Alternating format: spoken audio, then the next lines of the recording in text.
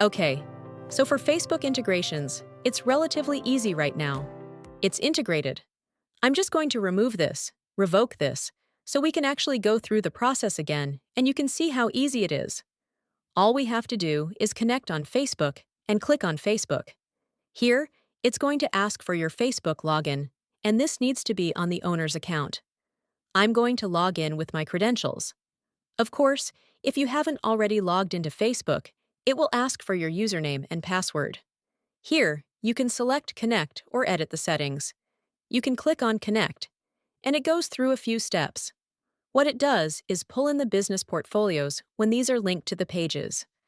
Since this is linked to the Meta Business page, if you have access to multiple pages, there will be multiple pages listed here, and you can select the correct one. This works for both Facebook and Instagram. When you're running ads and someone completes or responds to an instant form, that lead directly comes into LenzVU.